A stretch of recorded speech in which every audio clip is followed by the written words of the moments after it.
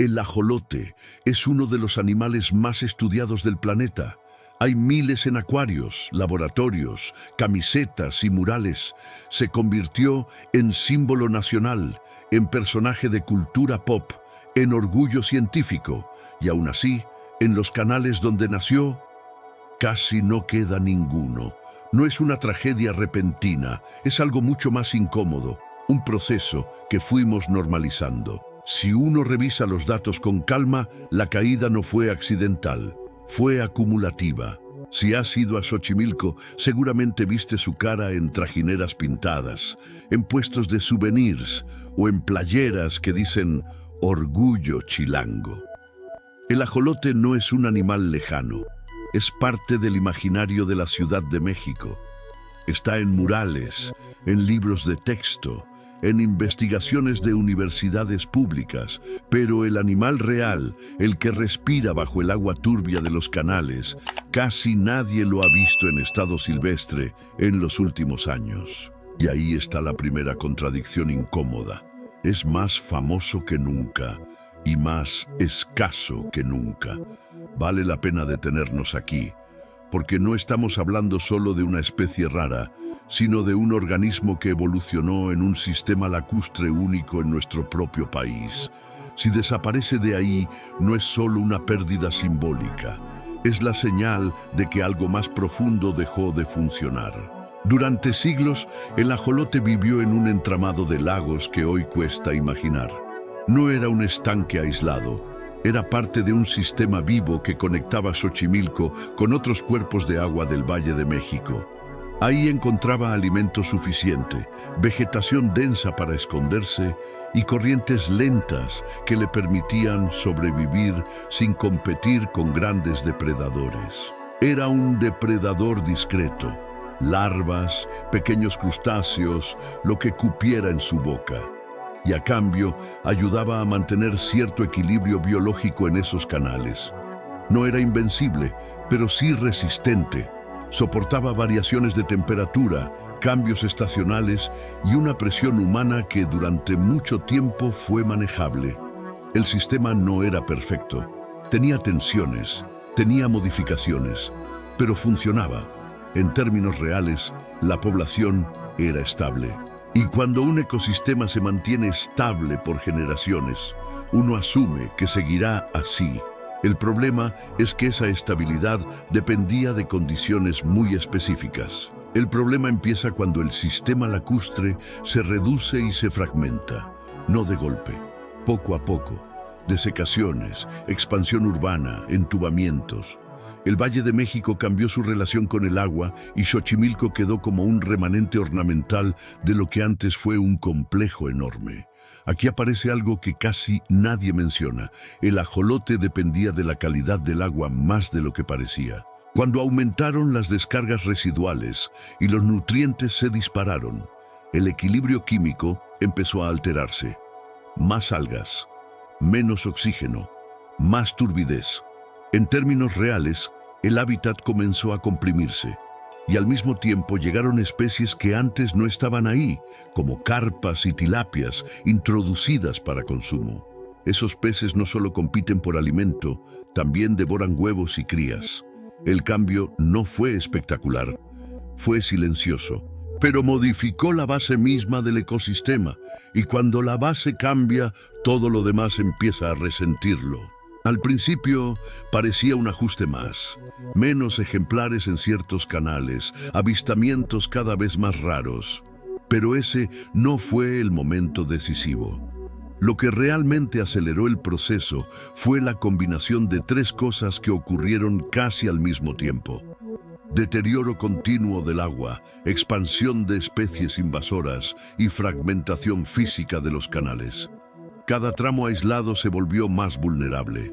Si en uno desaparecía la población, ya no había conexión natural que la repusiera. Aquí hay un dato incómodo. En algunos monitoreos de principios del 2000, los conteos hablaban de cientos por kilómetro cuadrado. Años después, las estimaciones bajaron a decenas. No es una diferencia pequeña, Es un colapso demográfico en cámara lenta, y mientras eso pasaba, el ajolote se volvía más popular en laboratorios y en cultura urbana, más visible en vitrinas, menos presente en su hábitat real. La pregunta es, ¿cuándo cruzamos el punto en que revertirlo dejó de ser sencillo? Hubo un momento en que los censos dejaron de ser una advertencia y se volvieron una alarma abierta. A finales de la primera década de los 2000, los estudios de campo en Xochimilco ya no hablaban de cientos consistentes, hablaban de caídas abruptas. En algunos transectos, donde antes se registraban poblaciones relativamente densas, el conteo se redujo a cifras que obligaban a repetir el muestreo para confirmar que no era error técnico. No lo era. El sistema estaba respondiendo al deterioro acumulado. Y aquí vale la pena detenernos. No fue una sola política ni un solo evento extremo. Fue la suma de decisiones urbanas, descargas constantes y manejo incompleto de especies introducidas. Cuando una población cae por debajo de cierto umbral, la reproducción ya no compensa las pérdidas. En términos reales, el margen de recuperación se vuelve mínimo. Ese fue el punto irreversible, cuando el descenso dejó de ser estadística y se volvió tendencia sostenida. Hoy la población silvestre es incierta y variable según la zona muestreada, pero las estimaciones más citadas hablan de densidades muy bajas en comparación con décadas pasadas. En algunos polígonos protegidos, donde se instalaron chinampas refugio con filtros y control de especies invasoras, se han registrado repuntes locales. Funcionan, pero son islas. Fuera de esos espacios, el agua sigue cargando nutrientes y peces introducidos. Vale la pena decirlo sin adornos. Criar ajolotes en cautiverio no equivale a recuperar el ecosistema. Hay miles en laboratorios y acuarios, sí, pero reinsertarlos en canales degradados no resuelve la raíz del problema. Aquí aparece otra pregunta incómoda. ¿Estamos conservando a la especie o solo a su versión controlada? En términos reales, el desafío no es biológico únicamente, es hidrológico y urbano. Ya han invertido recursos, hay investigación sólida, hay esfuerzos comunitarios. Lo que no hay todavía es una restauración integral del sistema. Lo que pasó con el ajolote no fue un accidente aislado ni un evento espectacular que apareció de la nada. Fue acumulativo, año tras año, ajuste tras ajuste, hasta que el sistema dejó de sostener lo que durante siglos había sostenido sin que nadie lo cuestionara. Y aquí hay algo que incomoda. El ajolote no desapareció mientras nadie lo miraba. Desapareció mientras lo convertíamos en ícono, mientras lo imprimíamos en billetes, playeras y campañas. La contradicción no es menor. En términos reales, lo que cayó no fue solo una población, fue la capacidad de un ecosistema urbano de mantenerse funcional bajo presión constante. Si uno revisa los datos con calma, la historia no es dramática, es estructural. Y los procesos estructurales son los más difíciles de revertir porque no dependen de una sola decisión, dependen de muchas, aquí mismo, en nuestro propio país. Si te interesa entender estos procesos con calma, sin gritos y con datos sobre la mesa, este canal va exactamente de eso.